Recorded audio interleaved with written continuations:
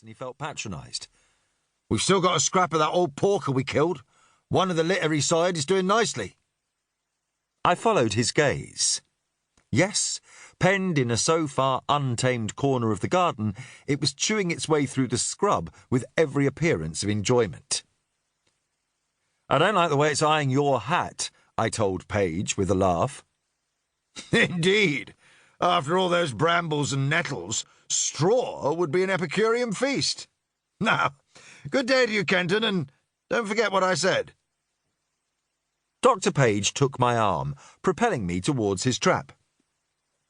Once out of earshot, he said, "You won't have to do anything about that animal, will you, Rowsley?" "Do anything?"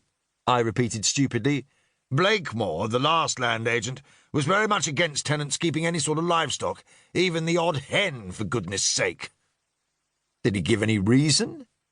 "Said his lordship, his late lordship, of course, didn't want his land turned into a menagerie.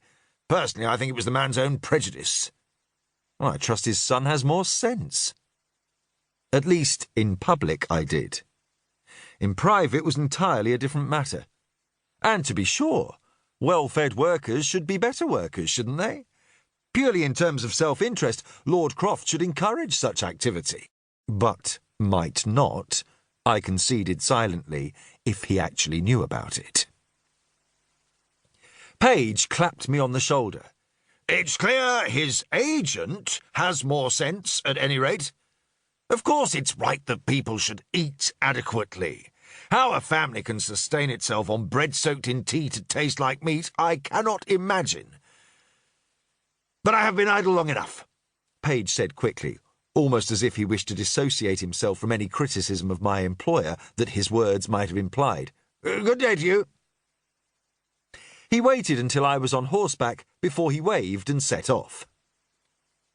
I could have waylaid one of the lads dredging the lake, telling him to take to the household staff the news of Mrs. Kenton's safe delivery, but I decided to go myself, taking a circuitous route back to the house to see how his lordship's other improvements were progressing.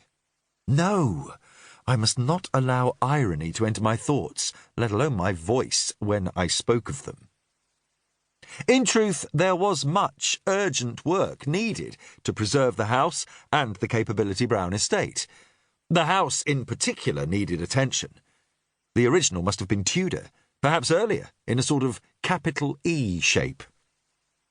Since then, there had been many additions, not all of them aesthetically pleasing, perhaps the worst being a grand entrance hall, which strove hard to be impressive, but sat uneasily on a frontage that would have preferred Georgian restraint.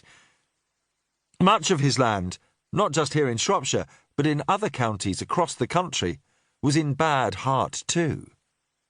But it was hard, very hard, to make his lordship invest in anything that would not bring an immediate return of pleasure or financial benefit.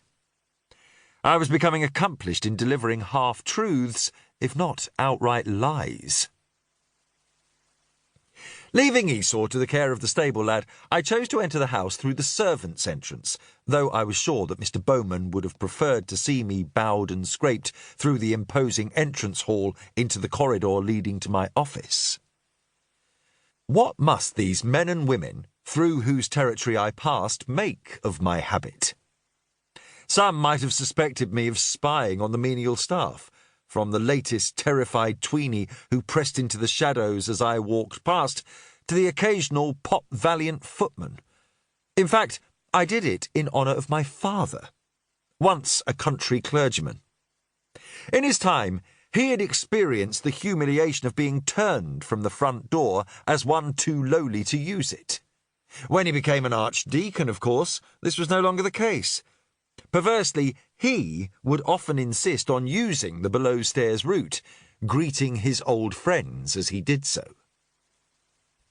By now I was learning to know the staff and their functions, though the standard liveries on tall young footmen with impassive faces and the desperately unflattering caps on the young women in their ugly grey dresses made the task harder. And there were so many of them. There were some 28 permanent indoor servants. To all of them I was always Sir.